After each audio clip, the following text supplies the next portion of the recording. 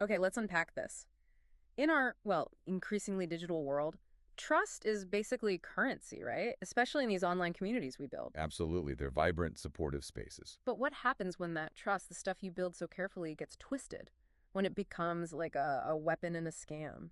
It's devastating. Yeah. And what's really fascinating here is how easily these malicious actors can tap into genuine intentions, shared values. Yeah. It makes it so easy to fall for something when it just, clicks with what you believe in. It seems almost logical to trust it. Feels right. Exactly. And we're not just talking about losing money here.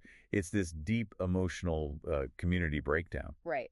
So our mission for this deep dive is to get into the story of Hannah, an influencer, how this seemingly great opportunity, all about women helping women, turned into, well, a massive loss of trust for her and her followers.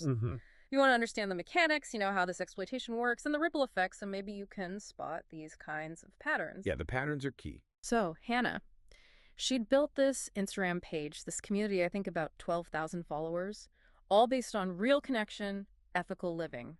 Her followers really trusted her. That foundation of trust is everything. So when this person, Ghazala Din, reached out about a property investment scheme emphasizing women helping women, community building, it just sounded perfect, right in line with Hannah's whole brand. It felt authentic to her and her audience. Classic setup. Totally. And Ghazala, she painted this really compelling picture, didn't she? Financial independence, growing together, small investments, so it felt accessible. Yeah. This is textbook Affinity Fraud. The scammer uses that existing trust within a group. In this case, Hannah's community focused on empowerment. So it wasn't just selling an investment. No, not at all. It was like selling an extension of their own values back to them, weaponizing that desire to lift each other up. She even had testimonials, spreadsheets, what we call false legitimacy, and social proof. Makes it hard to question. Incredibly hard, especially when it's wrapped up in such a, noble-sounding cause. And because it felt so right, Hannah went all in, promoted it hard to her audience. She really thought she was giving them something valuable, a path to financial freedom. Tragically, 3 of her followers invested. But why are these noble causes so effective for scams? How do they get past our usual, BS detectors? Well, it's smart psychology, really. They short-circuit your critical thinking. It doesn't feel like a scam. It feels like this special community thing. Right, exclusive. Exactly. And if the offer comes through someone you trust, like Hannah, your guard is already way down. You're not just putting money in. You feel like you're part of this shared vision. And questioning it feels wrong. Yeah, like you're betraying the group, betraying the values. The emotional buy-in is just incredibly powerful. So, predictably, all 3 followers got scammed. The moment Hannah saw the website was down, Ghazala Din vanished. Boom. The whole trust thing just collapsed. And it wasn't an accident.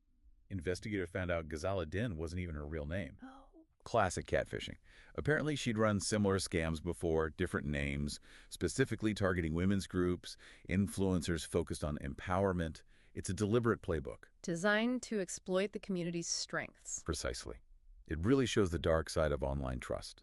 It's not just about, say, tech security, but the human vulnerability, the way shared values can be twisted. These people are masters at manipulating emotions. Yeah. They find a community's core belief, empowerment, ethics, whatever, and build a fake narrative around it just to pull the rug out. And the fallout for Hannah, immediate, severe. She apologized publicly, took responsibility, but, The damage was done. Yeah, brand deal's gone, comments full of abuse. She ended up just going silent on social media. All that work built on trust, gone when the trust disappeared. It's a tough lesson. Such a stark reminder of how vulnerable building these online communities can be. And this raises a really important question, doesn't it?